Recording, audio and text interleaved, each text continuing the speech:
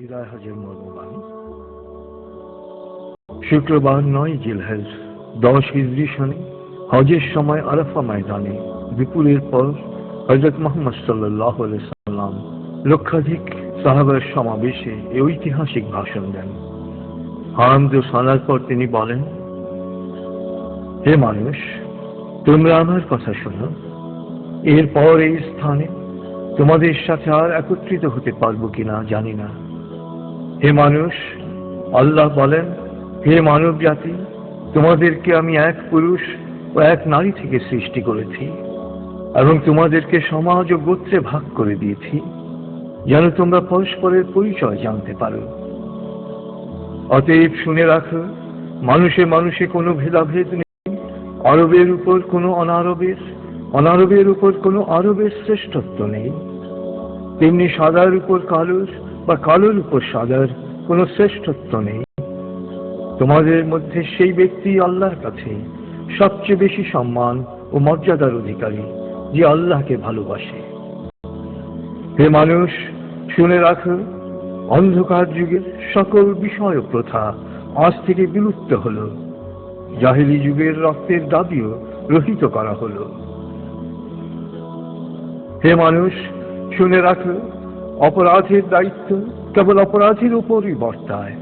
পিতা তার পুত্রের জন্যে আর পুত্র তার পিতার অপরাধের জন্যে দায়ী নয়।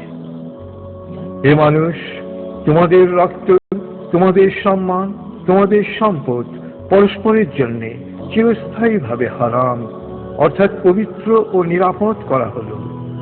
যেমন আজকের এই দিন, আজকের এই মাস, এই শহর সকলের জন্যে পবিত্র ও নিরাপদ।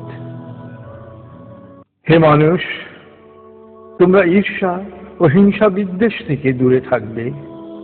ঈর্ষা ও হিংসা মানুষের সকল সদ্গুণকে ধ্বংস করে। হে মানুষ, নারীদের সম্পর্কে আমি তোমাদের সতর্ক করে দিচ্ছি, তাদের সাথে নিষ্ঠুর আচরণ করো না। তাদের উপর যেমন তোমাদের অধিকার রয়েছে তেমনি তোমাদের উপর তাদেরও অধিকার রয়েছে। সুতরাং তাদের কল্যাণের দিকে সবসময় খেয়াল রেখো। হে মানুষ, অধীনস্থদের সম্পর্কে সতর্ক হও। তোমরা নিজেরা যা খাবে তাদেরও তা খাওয়াবে, নিজেরা যা পরবে তাদেরও তা পরাবে। শ্রমিকের শরীরের ঘাম শুকানোর আগে তার মজুরি পরিশোধ করবে। হে মানুষ, বিশ্বাসী সেই ব্যক্তি যার হাত ও মুখ থেকে অন্যের সম্মান, ধন ও প্রাণ নিরাপদ। সে নিজের জন্য যা পছন্দ করে অন্যের জন্য তাই পছন্দ করে। হে মানুষ, বিশ্বাসীরা পরস্পরের ভাই।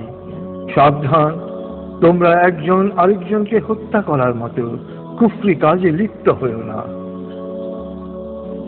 হে মানুষ, শুনে রাখো, আজ হতে বংশগত শ্রেষ্ঠত্ব বা কৌলিন্য প্রথা বিলুপ্ত করা হলো।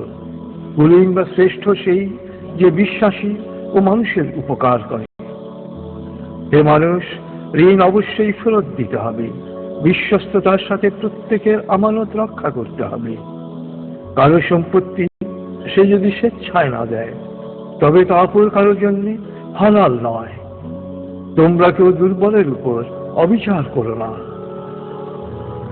হে মানুষ, জ্ঞানীর কলমের কালি শহীদের রক্তের চেয়েও মূল্যবান। জ্ঞান অর্জন প্রত্যেক নরনারীর জন্য ফরজ, কারণ জ্ঞান মানুষকে সঠিক পথ দেখায়। জ্ঞান অর্জনের জন্য প্রয়োজনে তোমরা চীনে যাও। হে মানুষ, তোমরা তোমাদের প্রভুর ইবাদত করবে, নামাজ কায়েম করবে, যাকাত আদায় করবে, রোজা রাখবে, হজ করবে আর সংঘবদ্ধভাবে নেতাকে অনুসরণ করবে। তাহলেই তোমরা জান্নাতে দাখিল হতে পারবে। হে মানুষ, শুনে রাখো, একজন কুশ্রী কদাকার ব্যক্তিও যদি তোমাদের নেতা মনোনীত হয়, যতদিন পর্যন্ত সে আল্লাহর কিতাব অনুসারে তোমাদের পরিচালিত করবে ততদিন পর্যন্ত তার আনুগত্য করা তোমাদের অবশ্য কর্তব্য। হে মানুষ, শুনে রাখো, আমার পর আর কোনো নবী নেই। হে মানুষ, আমি তোমাদের কাছে দুটো আলোকবর্তিকা রেখে যাচ্ছি। যতদিন তোমরা এই দুটো অনুসরণ করবে ততদিন তোমরা সত্য পথে থাকবে। এর একটি হলো আল্লাহর কিতাব, দ্বিতীয়টি হলো আমার জীবন দৃষ্টান্ত। হে মানুষ, তোমরা কখনই ধর্ম নিয়ে বাড়াবাড়ি করো না, কেননা অতীতে বহু জাতি ধর্ম নিয়ে বাড়াবাড়ি করার কারণে ধ্বংস হয়ে গেছে। হে মানুষ, প্রত্যেককেই শেষ বিচারের দিনে সকল কাজের হিসেব দিতে হবে, অতএব সাবধান হও। হে মানুষ, তোমরা যারা এখানে হাজির আছো, আমার এই বাণীকে সবার কাছে পৌঁছে দিও। এরপর তিনি জনতার উদ্দেশ্যে জিজ্ঞেস করলেন, হে মানুষ, আমি যে তোমাদের কাছে আল্লাহর বাণী পৌঁছে দিয়েছি? সকলে সমস্বরে জবাব দিল, হ্যাঁ। এরপর নবীজি বললেন, হে আল্লাহ, তুমি সাক্ষী থাকো, আমি আমার সকল দায়িত্ব পালন করেছি।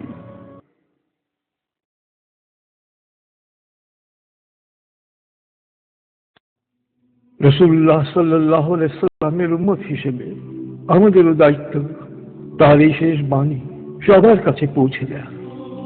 আল্লাহ আমাদের সবাইকে এই দায়িত্ব পালন করার তৌফিক দান করুন। আমিন।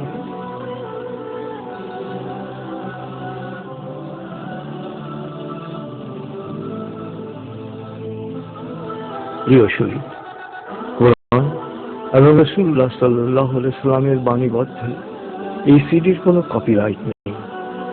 সিডিটি কিনে বা কপি করে যত খুশি বিতরণ করতে পারেন, শেয়ার করতে পারেন ইন্টারনেটে, ইমেইলে অ্যাটাচ করে পাঠাতে পারেন বন্ধু বান্ধব ও পরিচিতদের কাছে। আন্তরিকতার সাথে যত বেশি সংখ্যায় সম্ভব এটি বিতরণ করুন।